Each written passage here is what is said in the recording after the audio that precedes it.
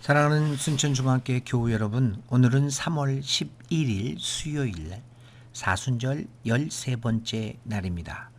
오늘도 새벽 기도에 오신 여러분들을 주님의 이름으로 환영하고 하나님의 위로와 기쁨이 함께 하시기를 간절히 기도드립니다. 오늘 3월 11일 수요일 사순절 13번째 날에 우리가 부를 찬송은 323장입니다. 부름받아 나선 이 몸. 그리고 오늘 우리에게 주어진 말씀은 요한복음 8장 1절부터 11절까지에 있는 말씀입니다. 이렇게 기록되어 있습니다. 예수는 감람산으로 가시니라. 아침에 다시 성전으로 들어오시니 백성이 다 나아오는지라 앉으사 그들을 가르치시더니 서기관들과 바리새인들이 음행 중에 잡힌 여자를 끌고 와서 가운데 세우고 예수께 말하되 선생이여 이 여자가 간음하다가 현장에서 잡혔나이다. 모세는 율법에 이러한 여자를 돌로 치라 명하였거니와 선생은 어떻게 말하겠나이까. 그들이 이렇게 말하면 고발할 조건을 얻고자 하여 예수를 시험함이로라. 예수께서 몸을 굽히사 손가락으로 땅에 쓰시니 그들이 묻기를 마지 아니하는지라. 이에 일어나 이르시되 너희 중에 죄 없는 자가 먼저 돌라 치라 하시고 다시 몸을 굽혀 손가락으로 땅에 쓰시니 그들이 이 말씀을 듣고 양심의 가책을 느껴 어른으로 시작하여 젊은이까지 하나씩 나가고 오직 예수와 그 가운데 섰는 여자만 남았더라. 예수께서 일어나사 여자 외에 아무도 없는 것을 보시고 이르시되 여자여 너를 고발하던 그들이 어디 있느냐? 너를 정죄한 자가 없느냐? 대답하되 주여 없나이다. 예수께서 이르시되 나도 너를 정죄하지 아니하노니 가서 다시는 죄를 범하지 말라 하시니라. 아멘. 요한복음 8장 1절부터 11절까지 있는 말씀입니다. 오늘의 본문에는 한 여인과 예수님과의 묘한 만남의 사건이 기록되어 있습니다. 현장에서 간음하다 붙잡힌 여인, 서기관과 바리새인을 비롯한 군중, 그리고 예수님을 축으로 해서 이루어지는 사건입니다. 예수님과 사람과의 만남은 늘 어떤 변화를 가져다주는 만남이 되곤 하였습니다. 오늘 성경의 기록에 나오는 이 여인도 예수님과의 만남을 통하여 어떤 변화를 받게 되지 않을까? 또 군중들은 어떤 변화를 경험하게 될까? 우리의 기대를 모은 기록이 아닐 수 없습니다. 자, 오늘 이 말씀을 한번 살펴보면 이런 것을 볼 수가 있습니다. 말씀을 가르치고 있는 예수님에게 바리새인과 서기관들이 나옵니다. 그런데 이 사람들은 그냥 나온 것이 아닙니다. 예수님에게 현장에서 간음하다 붙잡혀 온 여인을 데리고 옵니다. 그리고 예수님에게 묻습니다. 이 여인을 어떻게 할까요?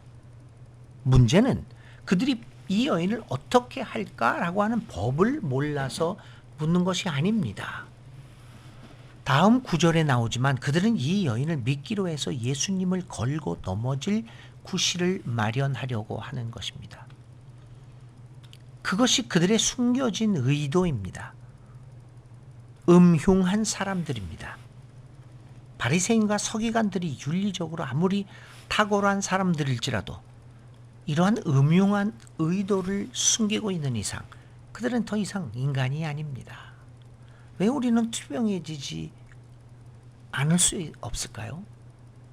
왜 이렇게 뒤에 숨어서 음흉한 의도를 숨기며 겉으로는 웃지만 그 뒤에서는 음모를 꾸미며 예수님을 걸고 넘어질 구실만을 찾으려고 하는 것입니까? 이것이 혹시 우리들의 모습은 아닌가요?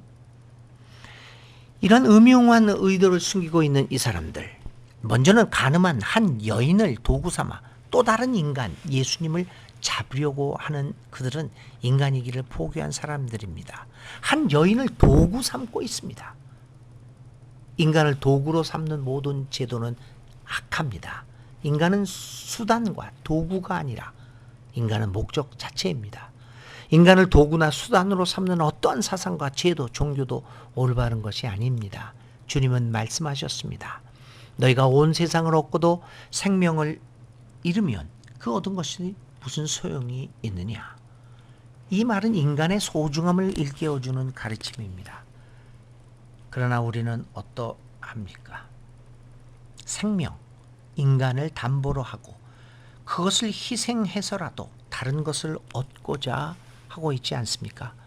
교회는 교회 성장이라는 이름 하에 혹시 그보다 더 소중한 인간을 잃어버리고 있는 것은 아닐까요? 두 번째로 우리가 생각해 볼 수 있는 것은 바리새인들과 서기관들은 확신에 차 있는 사람들이었습니다. 그들은 가련한 한 여인을 하나님의 이름으로 처단하고 있습니다. 그런데 여러분, 얼마나 많은 사람들이 하나님의 이름으로 악한 일들, 사람을 죽이고 생명을 경시하는 일들을 해왔습니까? 중세의 종교 재판이 그렇고 현대에 와서도 그러한 일들은 반복되고 있습니다. 극우적이고 극보수적인 생각을 하고 있는 많은 신앙인들이 저지른 일들을 생각해 봅시다. 그들은 교리와 하나님의 이름으로 수많은 사람들을 정죄하고 죄인으로 만들어갔지 않았습니까?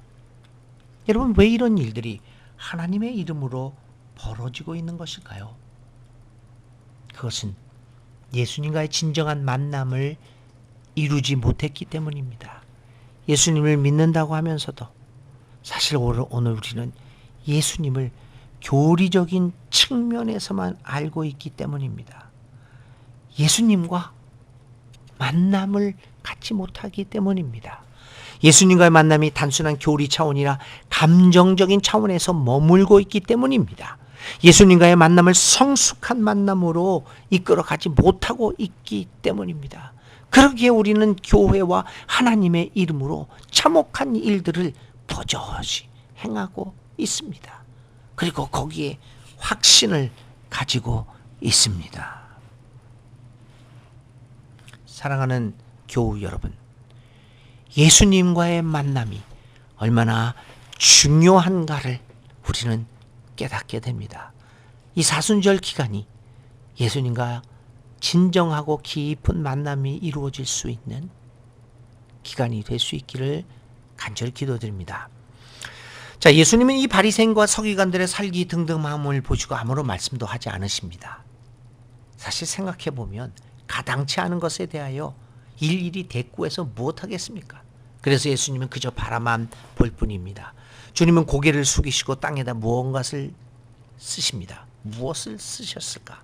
그래서 사실 우리에게는 그 내용이 중요하지 않습니다. 그분이 쓸데없는 낙서, 아무 의미 없는 낙서를 하고 계셨을지도 모릅니다. 아무 의미도 없는 문자들이나 혹은 그림들을 그리고 계셨을지도 모릅니다. 어쩌면 그러한 행동은 바리새인들과 서기관들의 그 형편없는 행동들을 거부하는 움직임이라고 생각해 볼 수도 있습니다. 살다 보면 대항할 일이 있고 또 어떤 경우에는 예수님처럼 땅을 내려다보면서 침묵을 지킬 때가 있지 않겠습니까? 너무나도 이치에 닿지 않는 말과 행동 앞에서 우리가 무엇을 할 수 있단 말입니까? 가르치고 싶어도 그 대상이 가르침을 받을 만한 상대가 아닌데 무엇을 가르칠 수 있단 말입니까? 그저 땅만 바라보며 의미 없는 낙서나 할 뿐이지요. 그런데 예수님의 이러한 행동은 의미 없는 행동이 아니었습니다. 살기 등등한 그들에게 일말의 여유를 주었습니다. 예수님의 확고한 여유는 그들로 하여금 잠시나마 그들이 가지고 있던 살기를 죽이도록 만드는 기회가 되었습니다. 사실 살기를 살기로 죽일 수는 없습니다. 살기는 생명으로 잠재워야 합니다. 긴박함은 긴박함으로 해결할 수 없습니다. 긴박함은 여유로 해결되어집니다. 예수님의 여유는 이처럼 상대방으로 하여금 계속적으로 공격을 할 수 없도록 하는 최선의 방어였습니다. 오늘 우리들에게도 이러한 여유가 요구되어집니다. 침묵 끝에 예수님은 말문을 여십니다. 죄 없는 자가 먼저 돌로 치라. 주님의 음성에는 동요도가 없습니다. 음성에는 화가 없습니다. 차분한 음성입니다. 흔들림 없는 확신에서 나오는 조용하나 그러나 힘있는 음성입니다. 바리새인과 서기관들을 정죄하는 성난 목소리도 아닙니다. 조용하나 확신에 찬 예수님의 호소는 사람들의 마음을 움직입니다. 조용한 음성으로 말씀을 마치신 예수님은 다시 고개를 숙이시고 낙서를 계속하십니다. 예수님의 말씀은 사람들로 하여금 자신의 모습을 돌아보게 만들었습니다. 우리 중에 깨끗한 사람이 누가 있단 말인가? 과연 어느 누가 인간을 향하여 돌을 던질 만한 사람이 누가 있단 말인가? 우리 모두는 죄인인데 종교를 갖고 믿음을 갖는 것은 무슨 의미일까? 그것은 자신의 모습을 깨닫는 것입니다. 믿음은 깨달음입니다. 내가 어떤 모습의 사람인가를 깨닫게 하는 것입니다. 모두가 죄인임을 깨닫고 겸손히 주님의 도우심을 간구해야만 하는 모두 같은 존재라는 것을 깨닫는 것입니다. 우리 모두가 하나님의 도우심 없이 살아갈 수 없는 연약한 존재, 죄인이라고 한다면 서로가 서로를 정죄하는 것이 얼마나 어리석은 일인가를 알게 될 것이 아니겠습니까? 이들 군중들처럼 예수님의 말씀에 의해 스스로 물러서 돌아가는 사람이 되는 것, 그것은 바로 깨달음의 결과입니다. 오늘 본문에서 누가 먼저 던지려던 돌을 내려놓고 등을 돌려 돌아갔습니까? 그 사람이 바로 내가 되어야 하지 않겠습니까? 오늘 사순절 기간 동안 오늘 우리는 나의 손에 들려있는 돌을 쳐다볼 수 있어야 합니다. 다른 사람을 향하여 정죄하며 힘껏 던지려고 손에 들었던 이 돌멩이, 이것을 가만히 내려놓고 등을 돌려 돌아서는 결단을 하는 기간이 2020년 사순절이 될 수 있기를 간절히 바랍니다. 사람들은 돌을 내려놓고 등을 돌려 돌아갔습니다. 이제 아무도 없습니다. 시끄러웠던 현장은 조용해지고 흐느끼는 여인의 울음소리만이 정막을 깨고 있을 뿐입니다. 울어야 합니다. 자신의 서글픈 처지를 생각하면서 울어야 합니다. 울음은 우리로 하여금 하나님을 발견하게 합니다. 예수님은 이 여인을 향하여 말문을 여십니다. 여인아, 이제 너를 정죄하는 사람이 아무도 없다. 나도 너를 정죄하지 않는다. 얼마나 위대한 말씀입니까? 하나님이 우리를 정죄하지 않으신다고 하십니다. 그러기에 예수님의 말씀은 우리에게 기쁜 소식입니다. 하나님도 우리를 정죄하지 않는데 왜 우리는 서로를 정죄하고 있는 것입니까? 아직도 예수님과의 진정한 만남을 이루지 못해서입니까? 하나님이 우리를 정죄하지 않으신다고 말씀하십니다. 복음입니다. 계속해서 예수님은 말씀하십니다. 다시는 죄를 짓지 말아라. 사죄의 은총을 입어서 새로운 인격으로 변화된 우리, 죄 짓지 말아야 합니다. 죄 짓지 말아야 합니다. 그리고 정죄함을 그치고 형제에게서 자매에게서 하나님의 얼굴을 발견할 때 우리는 죄 짓는 일을 그만둘 수 있습니다. 사랑하는 여러분, 오늘도 주님은 우리에게 말씀하고 계십니다. 다시는 죄를 짓지 말아라. 사순절은 이렇게 율법 조문에 얽매여서 사람 자체를 도구화하고 배제하고 정죄하려는 잘못과 이 과오가 있는 우리의 모습을 발견하고 손에 든 돌을 내려놓고 등을 돌려 돌아서는 기간입니다. 사순절에 이러한 하나님의 은혜가 우리 모든 교우들에게 임할 수 있기를 간절히 기도드립니다. 오늘의 기도드립니다. 생명을 주시는 하나님, 사람을 도구화하고 대상화하고 정죄하는 이런 모습에서 떠나 존재 자체로 수용하는 마음가짐을 갖도록 우리를 인도하여 주옵소서. 예수 그리스도의 이름으로 기도드립니다. 아멘. 오늘의 실천입니다.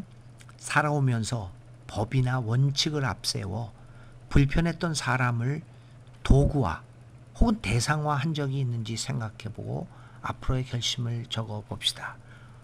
두 번째, 오늘 내가 내 손에 들고 있는 정죄의 돌이 무엇인가를 발견하고 그 돌을 내려놓는 결단의 기도를 작성해 봅시다.